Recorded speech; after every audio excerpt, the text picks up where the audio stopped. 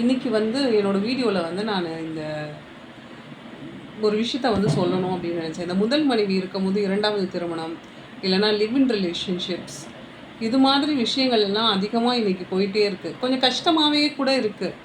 ஏன்னா பெரிய பெரிய பிரபலங்கள்லேருந்து சாதாரண இடத்துலையும் கூட இது இருக்குது. சமீபத்தில் நான் வந்து ட்ரெயினில் போயிட்டுருந்தேன். நான் எல்லாருக்கிட்டையுமே வந்து கொஞ்சம் நல்லா பேசுவேன். அப்போ ஒரு பொண்ணுக்கிட்ட பேசும்போது அந்த பொண்ணு சொல்லுது, அந்த பொண்ணு வந்து இந்த ஹோட்டலில் ஹெல்ப்பர் வேலை பார்த்துட்ருக்கு. நம்ம நினைக்கிறோம் பெரிய பெரிய இடத்துல தான் எல்லா விஷயங்களும் நடக்குது, எல்லா கிளாஸ்லேயும் நடக்குது. புவர் பீப்புள்லேருந்து lower middle class, upper middle class, rich people, celebrities, எல்லா இடத்துலையுமே இது வந்து இப்போ நடக்குது as a society as a ஹோலாக. இதில் என்ன பிரச்சனை அப்படின்னா, அந்த பொண்ணு சொல்லுது, அந்த பொண்ணுக்கு நல்லா தெரியுது அவங்களோட ஃபர்ஸ்ட் ஒய்ஃப் வந்து ஊரில் இருக்காங்க, ராமநாதபுரமோ காரைக்குடியோ ஏதோ ஒரு பக்கத்தில் இருக்காங்க. இவங்க வந்து வேலை பார்த்துட்ருக்காங்க, திருப்பூர்லேயோ எங்கேயோ வேலை பார்த்துட்ருக்காங்க, ஹோட்டலில் ஹெல்ப்பராக இருக்காங்க. அந்த பொண்ணுக்கு நல்லா தெரியும் அவங்களோட ஃபர்ஸ்ட் ஒய்ஃப் வந்து இருக்காங்க, குழந்தைகள், பெரிய குழந்தைகள் இருக்காங்கன்னு தெரியும். எனக்கு தெரிஞ்சு வந்து எனக்கு வேறு வழி இல்லைங்கிறாங்க. அவங்களுடைய அந்த அந்த ஆளை வந்து என்னோட ஹெல்ப் பண்ணிகிட்ருக்காரு, என்னை வீடு பார்த்து வச்சுருக்காரு, நாங்கள் ஒன்றா தான் இருக்கோம். ஏன்னா இந்த பொண்ணோட ஹஸ்பண்ட் வந்து போக்சோ சட்டத்தில் கைதாகியிருக்காரு. அவர் ஏதோ தவறான வழியில் போயிட்டார், ஒரு போக்சோ சட்டத்தில் கைதாகியிருக்காரு. அந்த பொண்ணுக்கு ஆதரவு இல்லைங்குது. இப்போ இந்த பொண்ணு என்ன சொல்லுது, அக்கா எனக்கு ஆதரவு இல்லைக்கா, அம்மா அப்பா 2 பேருமே கிடையாது, தம்பி இருக்கான், அவங்க ஒய்ஃபு என்னோடய வாழ்க்கை இல்லையான்னு என்னை டார்ச்சர் பண்ணுறாங்க, எனக்குன்னு ஒரு வழி இல்லை. அப்போ ஒரு வழி இல்லை அப்படின்னு சொல்லும் போது என்ன பண்ணுறதுன்னு எனக்கு தெரியல. அப்போது எனக்கு ஒரு ஆள் ஆதரவு கொடுக்கும்போது நான் வந்து அதை அக்செப்ட் பண்ணிக்கிறத தவிர வேறு வழி இல்லை. அப்போ நான் கேட்டேன் அந்த பொண்ணுக்கிட்ட, இது வந்து அந்த ஃபர்ஸ்ட் ஒய்ஃபுக்கு பெரிய துரோகம் இல்லையா? துரோகம் தான் தெரியும், ஆனால் எனக்கு என்ன பண்ண முடியும்? எனக்கு யாரும் ஆதரவு இல்லை, அவங்களுக்கு சொல்லாமல் அவங்களுக்கு தெரியாமல் நாங்கள் வாழ்ந்துட்டு தான் இருக்கோம் அப்படின்னு சொல்கிறாங்க. அப்போ நான் வந்து அந்த பொண்ணுக்கிட்ட சொன்னேன், இங்கே பாருமா, ஒருவேளை நான் உன்னோட இடத்துல இருந்தேன், 2 ஆம்பளை பசங்க, நிறைய தனியாரில் கவர்மெண்ட்டோட இந்த சின்ன பசங்களை வந்து ஆதரவற்ற நிலையில் இருக்கவங்க, இல்லைன்னா சிங்கிள் பேரண்ட்டை படிக்க வைக்கிறதுக்கு நிறைய ஹாஸ்டல்ஸ் இருக்குது. அது மாதிரி ஒரு ஹாஸ்டலில் போட்டுட்டு நம்மளோட வேலையை மட்டும் பார்த்துட்டு சின்னதாக ஒரு வீடு பார்த்து அங்கே இருந்துட்டு தனியாக மேனேஜ் பண்ணி நம்ம குழந்தைய வளர்க்கலாம், அது மாதிரி ஒரு டிசிஷன் தான் நான் எடுத்திருப்பேன் அப்படின்னு சொல்கிறேன். ஸோ இதுக்கு முதல் காரணம் வந்து லோவர் லெவலில் படிப்பு இருந்துச்சுன்னா அந்த விவரங்கள் தெரிஞ்சிருக்கும், அதனால் தவறுகள் நடக்குது. ஹையர் லெவலில் ஏன் இது நடக்குது அப்படின்னு பார்த்தா, கொஞ்சம் எல்லாருமே வந்து இன்றைக்கி எளிமையான வாழ்க்கை முறையை விட்டுட்டோம். இப்போ எனக்குமே நான் கூட கொஞ்சம் தனித்து விடப்பட்ட காலங்கள்லாம் இருக்குது என் லைஃப்லையுமே. அப்போ தனித்து விடப்பட்ட காலங்கள் வரும்போது என் கண்ணு முன்னாடியே நிறைய பேர்ஸ் வந்து ஒன்றா இருப்பாங்க. நான் தனித்து விடப்பட்ட காலங்களில் தான் நிறைய விஷயங்கள், நல்ல விஷயங்கள் கூட என்னோடய லைஃப்பில் நடந்துச்சு. வேணும்னே ஒதுக்குவாங்க. சில இடங்களில் வந்து அதை ஸ்பெசிஃபிக்காக சொல்லி காமிச்சு, சில கல்லூரிகளில் படித்த உதவி பேராசிரியர்கள் கூட சொல்லியிருக்காங்க, நீங்கள் தான் இந்த ஒர்க்கை பார்க்கணும், நீங்கள் தான் தனியாக இருக்கீங்க, எங்களுக்கெல்லாம் வேலை இருக்குது, போய் நான் என் குழந்தைய பார்க்கணும் அப்படின்னு சொல்லியே வந்து என்னெல்லாம் செய்ய வச்சுருக்காங்க. அது நான் அதுக்கு யாரையும் குற்றம் சாட்டலை, பட் சமூகத்துக்கு தெரியணுங்கிறதுக்காக நான் சொல்கிறேன். ஸோ அது மாதிரி விஷயங்கள் எல்லாமே வந்து இருக்க தான் செய்யுது, நம்மளை ஹர்ட் பண்ணுறது எல்லாமே இருக்க தான் செய்யுது. ஆனால் அதுக்கு என்ன பண்ண முடியும்? நான் என்ன பண்ணுவேன் அப்படின்னு சொன்னால், உடனே சோஷியல் சர்வீஸில் இறங்கிடுவேன். எப்போ வந்து இது மாதிரி ஒரு விஷயம் நடக்குது அப்படின்னு பார்த்தா, பொருளாதாரம் அதிகரிக்கும் போது தான் ஒரு விஷயம் நடக்குது. ஒருத்தரை வந்து 2ஆவதாக வந்து முதல் மனைவி இருக்கும் போதே வந்து அந்த பணத்தை வந்து செலவு பண்ண முடியுது இன்னொருத்தருக்கு அப்படிங்கிறப்போ தான் வந்து இந்த பிரச்சனைகள் எல்லாமே வந்து வருது. ஸோ எளிமையான வாழ்க்கை முறையே முக்கியமாக பெண்கள் வந்து இன்றைக்கி கைவிட்டுட்டாங்க அப்படிங்கிறது தான் என்னோடய அபிப்பிராயம். நான்லாம் போய் களப்பறிக்க போயிருக்கேன். ஆஃப்டர் கிளியரிங் செட்டு நெட்டு 2மே முடித்ததுக்கப்புறம் ஒரு 30,000 40,000 சம்பாதிக்கிற ஸ்டேஜில் நான் இருக்கும்போது நான் போய் 100 ரூபாய்க்கு களப்பறிக்க வரேன் அப்படின்லாம் போய் நான் நின்றுருக்கேன் எங்கள் ஊரில். ஏன்னா வந்து இந்த 40,000 இருக்குது அப்படின்னு சொல்லும்போது அந்தளவுக்கு சம்பாதிக்கிற கெப்பாசிட்டி இருக்கும்போது பீப்புள் வில் ட்ரை. கண்டிப்பாக நிறைய யூடியூப் சேனலில் கூட 2-3 பேர் பார்க்குறேன், என்கிட்ட நிறைய பணத்தை ஏமாற்றிட்டாங்க, எனக்கு சம்பாதிக்க வேண்டான்னு நான் உட்காந்துருவேன். எனக்கு வந்து அந்த செல்ஃப் ரெஸ்பெக்ட் ரொம்ப முக்கியம் அப்படிங்கிறப்போ அந்த சம்பாத்தியம் வேண்டாம். அண்ட் மோரோவர் எனக்கு உண்மையை சொல்லணுன்னா, நான் சும்மா சொல்லக்கூடாது, எனக்கு வந்து எங்கள் அப்பா ரயில்வேஸில் இருந்து ரிட்டையர்ட் ஆனதுனால சோறு போட்டார் கொஞ்சம் கொஞ்சம். அது இல்லைன்னா மேபி நான் கூட வந்து ரொம்ப கஷ்டப்பட்டுருப்பனோ என்னமோ, இல்லைனா ஏதாவது வேறு ஏதாவது வழியில் நான் போயிருப்பேனா என்னவோ தெரியல. நானா ஒரு ஆசிரமம் மாதிரி போயிட்டேன். எனக்கு அது மாதிரி விஷயங்களும் நான் ஆசிரமம் போனாலும் பிரச்சனை தான். ஆனாலும் சில இடங்களில் வந்து சில விஷயங்களே கொஞ்சம் நம்ம சமாளித்து எளிமையான வாழ்க்கை முறை முதல் விஷயம். எளிமையான வாழ்க்கை முறை. எளிமையான வாழ்க்கை முறைனா சும்மா நான் நான் அன்ரிசர்வ்டில் தான் போகிறேன், நான் எளிமையான வாழ்க்கையை தான் வாழ்கிறேன்லாம் சொல்ல முடியாது. அது மாதிரி இல்லை. மனசார எளிமையான வாழ்க்கையை இன்றைக்கி எல்லோரும் விட்டுட்டோம். ஒரு படாடோபம் இருக்கிறது தான் வந்து மரியாதைன்னு கன்சிடர் பண்ண ஆரம்பிச்சிட்டோம். People judge a book by its கவர்னு ஆகிட்டோம். இதெல்லாம் தான் இன்றைக்கி இது மாதிரி விஷயங்களோட பிரச்சனைகளாக இருக்குது. இன்னொரு விஷயம், பயம் இல்லாமல் போயிடுச்சு. எல்லாருக்குமே வந்து ஒரு முதல் மனைவி இருக்காங்க, அவங்களுக்கு அவங்க இருக்கும்போதே வந்து 2வது மனைவி வராங்க, இல்லைனா 2வதாக ஒருத்தங்களை வந்து அவங்க வாழ்ந்துட்டுருக்காங்க அப்படின்னா, இந்த சமூகம் வந்து அவங்க மேலே ஒரு பரிதாபத்தை க்ரியேட் பண்ணி, ஐயோ இப்படி பண்ணிட்டாங்களே, துரோகம் பண்ணிட்டாங்களேன்னு அவங்களுக்கு சப்போர்ட் பண்ணி அதை பெருசாக ஆக்கிறதுனால அவங்களுக்கு என்ன ஒரு தைரியம் வந்துடுது.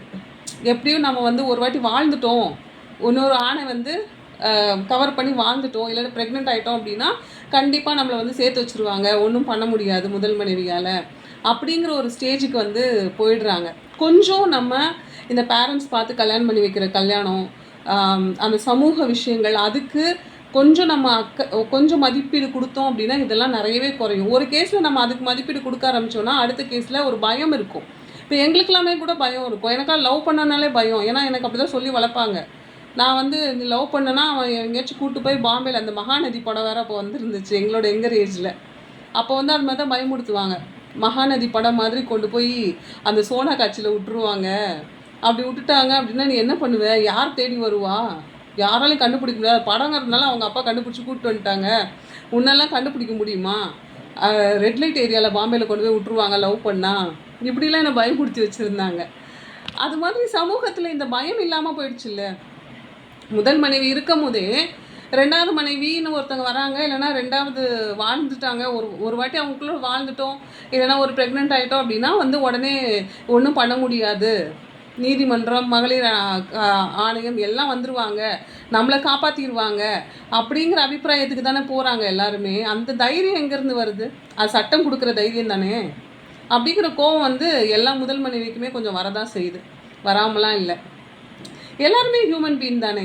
இப்போ நான் என்னோட கேஸில் கூட வந்து என்ன சொல்கிறாங்கன்னா வந்து அவங்க படிச்சிருக்காங்க, உதவி பேராசிரியராக இருக்காங்க, பொருளாதார ரீதியாக பரவாயில்லாமல் இருக்காங்க அப்படின்னா எங்களுக்கு நியாயம் வேண்டாமா? நாங்கள் ஹியூமன் பீயிங் கிடையாதா? எனக்கு அது புரியவே மாட்டேங்குது. அது எப்படி கார்காரன் மேலே சைக்கிள்காரனே பர்பஸ்ஃபுல்லாக வந்து மோதிட்டா கூட கார்காரன் மேலே தான் தப்பு, சைக்கிள்காரன் மேலே தப்பு கிடையாது அப்படின்னா என்ன அர்த்தம்? தப்பு இல்லையா? அது ஒரு அநியாயமான ஒரு விஷயமா இருக்குல்ல. அதை வந்து கொஞ்சம் நம்ம சொசைட்டியில் குறைச்சிக்கிட்டோம் அப்படின்னா கொஞ்சம் நல்லாயிருக்கும். எல்லாருமே கொஞ்சம் நல்ல விஷயமா அது போகும். ஏன்னா வந்து இப்போ இதுதான் நடந்துகிட்ருக்கு. வேணுனே வந்து சைக்கிள் ஓட்டிகிட்டு வந்து, நான் சைக்கிள் ஓட்டின காலமும் இருக்குது, கார் ஓட்டின காலம் இனிமேல் வருமோ என்னமோ தெரியல. வேணுனே ஒரு சைக்கிள் ஓட்டிகிட்டு வந்து ஒரு கார் வச்சுருக்கவன் மேலே மோதிட்டு வந்து கார்கார மேலே தான் அது தப்பு, கார்காலம் தான் நஷ்டஈடு கொடுக்கணும், இவ்வளோ நஷ்டஈடு அப்படின்னு அதை பிம்பத்தை க்ரியேட் பண்ணி டார்ச்சர் பண்ணுறதுக்கான ஒரு வழிவகைகளை 1-2 கேஸில் கொடுக்கறதுனால இது மாதிரி நெக்ஸ்ட்டு ஆதரவில்லாத பெண்கள், நான் அந்த ஹோட்டல் வேலை பார்க்குற அந்த உதவியாளர் ஒரு கதை சொன்னல, லோவர் லெவலில் அது நடக்குது. அதே மாதிரி தான் ஹையர் லெவல்லையும் நடக்குது. இந்த ஆதரவில்லாத பெண்களுக்கெலாம் வந்து பார்த்திங்கன்னா யார் பணம் வச்சுருக்காங்க நிறைய, யார் வந்து இவங்கள மாட்டி விட்டுட்டோம் அப்படின்னா பெரிய தொகையாக நஷ்டஈடு கொடுத்துருவாங்க, அப்போது அவங்க லைஃப் செட்டில் ஆகும் அப்படின்னு ஒரு ஆதரவற்ற பெண்ணோட லைஃப்பை செட்டில் பண்ணி விடுறதுக்காக அனாவசியமாக ஒரு குடும்பத்தை கெடுத்து பணத்தை வந்து கொடுக்க வைக்கிறதுங்கிறது ரொம்ப ஒரு கொடுமையான விஷயமாக தான் இப்போ போயிட்டுருக்கு. இதுக்கு வந்து கண்டிப்பாக வந்து நீதித்துறை வந்து ஒரு விஷயத்த பண்ணணும். நான் என்னால் முடிஞ்சதை என்னோடய கேசஸில் சொல்லிகிட்ருக்கேன். We have our emotional intelligence. நாங்கள் வந்து படிச்சிருக்கோம், நாங்கள் வேலை பார்க்குறோம், பொருளாதார ரீதியாக நாங்கள் ஓரளவுக்கு இருக்கோங்கிறதுனால இட்ஸ் நாட் தட் என்னோடய புருஷனை நான் யார் கூட வேணால் அனுப்பிச்சி விட்ருவேங்கிறது கிடையாது. கரெக்டு தானே? நான் பாவம்னு ஒரு விஷயம் இருக்குல்ல. ஒரு படிக்காத பொண்ணு 2வது தரமாக கல்யாணம் பண்ணி வைக்கிறாங்க அப்படின்னா அந்த பொண்ணு பாவம் அப்படின்னா நான் பாவம் இல்லையா? ஸோ இது பணம் இருந்தால் ஒருத்தர் பாவமாகவே இல்லை. ஒரு பணம் சம்பாதிக்கக்கூடிய இடத்துல இருந்தாங்கன்னா அவங்க பாவப்பட்டவங்களே கிடையாது அப்படின்னு சொல்ல முடியாதுல்ல. We have emotions.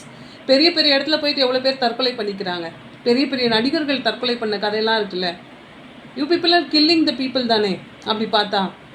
அதுக்கப்புறம் பார்த்தா சாதாரணமாக போனவங்களாம் நல்லா தான் இருக்காங்க. பெரிய பெரிய பொசிஷன்ஸில் போய் தற்கொலை பண்ணவங்க அதிகம் இருக்க தானே செய்கிறாங்க. அவங்களும் மனிதர்கள் தானேன்னு சொல்கிறதுக்காக சொல்ல வரேன். அவங்களும் மனிதர்கள் தான், அவங்களுக்கும் எமோஷன் தான் இருக்குது. அந்த சட்டத்திட்டத்தையும் பெரியவர்கள் பார்த்து கல்யாணம் பண்ணி வைக்கிறாங்க, இது தப்பாக போகாதுங்கிற ஒரு பெரிய நம்பிக்கையிலையும் தான் வந்து அவங்க வாழ்க்கையை வந்து கொண்டு போகிறாங்க இல்லையா. ஆனால் அது அவ்வளோ ஈஸியாக அவ்வளோ சுலபமாக வந்து ஒரு 2-3 நைட்டு உண்ணா படுத்து கிடந்துட்டு அந்த வாழ்க்கையை வந்து அந்த மாதிரி ஒரு விஷயத்துலேருந்து பிடுங்கிறது வந்து கொஞ்சம் நல்லா இல்லைல்ல. அது கஷ்டமாக தான் இருக்கும். சில கேசஸில் ஏமாத்துறாங்க, ஆண்களும் ஏமாத்துறாங்க. 2-3 வருஷம் என் ஒய்ஃபை டிவோர்ஸ் பண்ணிவிட்டு வந்துடுவேன், நீ கவலைப்படாத அப்படின்னு சொல்லி ஏமாத்துகிற கேசஸும் இருக்க தான் செய்யுது. என் கேஸில் அப்படி இருக்கா இல்லையான்னு எனக்கு தெரியல. ஆனால் அப்படிப்பட்ட கேசஸும் இருக்க தான் செய்யுது. அப்போ பெண்களும் கேர்ஃபுல்லாக இருக்கணும்ல. ஏன் இப்படி பண்ணுறாங்க, அந்த சம்மந்தப்பட்ட முதல் மனைவியை பார்த்து பேசலாம். நீங்கள் கல்யாணம் பண்ண போகிறீங்களா, வாழ போகிறீங்களா, என்ன தான் கேசஸ் இருக்குது, நான் டிசைட் பண்ண போகிறேன், நான் போய் வாழ போகிறேன், நான் கல்யாணம் பண்ணிக்க போகிறேன், கல்யாண பத்திரிக்கையை கொண்டு போய் கொடுங்களேன். அப்படி அவ்வளோ வந்து தைரியமாக அவ்வளோ விஷயங்கள் இருக்குது அப்படின்னு சொன்னால் ஆண்கள் ஏமாற்ற மாட்டாங்கல்ல. ஒருவேளை நான் சும்மா ஒரு வார்த்தைக்காக சொல்கிறேன், ஒரு டிவோர்ஸ் ஆனவரையோ இல்லாட்டி வேறு ஏதோ மனைவியோ விடவையோ கல்யாணம் பண்ணிக்கிறேன் அப்படின்னு சொன்னால் ஒரு முதல் மனைவி கிட்ட போய் கல்யாண பத்திரிக்கையை தைரியமாக கொடுங்க. நான் வந்து உங்கள் லைஃப்பை வந்து இது பண்ணிவிட்டு அப்போ அந்த இடத்துல ஒரு உண்மை தெரியும்ல. ஒரு வேளை இந்த ஆள் ஏமாற்றிட்டு இருந்தார் அப்படின்னா கண்டிப்பாக வந்து அந்த உண்மை தெரிய வரும். நான் வந்து இந்த விஷயமே எனக்கு தெரியாது அப்படிங்கிறதையாவது சொல்லலாம். இல்லைனா அந்த பொண்ணு கல்யாணத்தை வந்து நிறுத்துறதுக்கான வாய்ப்புகளாவது இருக்குது. நிறைய கேசஸில் முதல் மனைவிக்கு தெரியாமல் 2வது ஒரு வாழ்க்கை இப்படி தான் போயிட்டுருக்கு. சில கேசஸில் 2வது இருக்கவங்க தெரிஞ்சே வந்து எனக்கு ஒரு பாதுகாப்பு இருந்தால் போதும் அப்படிங்கிற லெவலுக்கு போயிட்டுருக்காங்க. சமூகம் எளிமையான வாழ்க்கை முறையை கொஞ்சம் கடைப்பிடிக்க ஆரம்பிக்கணும். எத்திக்கல் வேல்யூஸ் சட்டம் போட்டு எல்லாத்தையும் வந்து சரி பண்ணவே முடியாது. ஸோ கொஞ்சம் நம்ம எத்திக்கலாகவும் நடந்துகிட்ருக்கோம். ஓரளவுக்கு முயற்சியாவது பண்ணுறோம். எனக்குமே தெரியல, நான் வந்து இன்றைக்கி பேசுகிறேன். ஆனால் அந்த பொண்ணுக்கிட்டலாம் நான் பேசுனதுக்கப்புறம் எனக்கு வந்து தோணுது, வேறு என்ன பண்ண முடியும் அந்த பெண்கள் இல்லை அப்படின்னு ஒரு நிலைக்கு வந்து அந்த பெண்களை தள்ளி விட்டுடுறாங்கங்கிறது தான் உண்மை. ஸோ இதுக்கெல்லாம் என்ன பண்ணணுங்கிறதையும் கொஞ்சம் யோசித்து பொறுமையாக எல்லா பெண்களும் கொஞ்சம் ஜாக்கிரதையாக இருக்கணுங்கிறது ரொம்ப ரொம்ப முக்கியம். முதல்ல சமூக அக்கறையோடையும் நம்ம நிறைய வந்து தொழில் ரீதியான அக்கறை, சமூக சேவை இதிலெல்லாம் ஈடுபட்டு இருந்தோம்னாலே கொஞ்சம் ஓரளவுக்கு நம்மளால் மேனேஜ் பண்ண முடியும். எல்லாமே ஒரு உணர்வு தான்.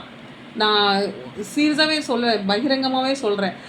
காமம்ங்கிறது எப்படி ஒரு உணர்வோ அதே மாதிரி நாட்டுப்பற்று ஒரு உணர்வு, சகோதரத்துவம் ஒரு உணர்வு, சக மனிதன் மேலே இறக்கப்படுறது ஒரு உணர்வு. அந்த உணர்வுகளை அதிகப்படுத்திட்டு போவோமே. இது மாதிரி நிறைய விஷயங்கள் நடக்குது. எனக்கு தெரிஞ்சலாம் நிறைய இன்னும் என்னெல்லாமோ நடக்குது. என்னால் சோஷியல் மீடியாவில் அந்த அளவுக்கு பகிர்ந்துக்க முடியல. பட் ஆனால் கொஞ்சம் எளிமையான வாழ்க்கை எல்லோரும் கடைப்பிடிச்சாலே இந்த மாதிரி பிரச்சனைகளை தவிர்த்திடலாம்.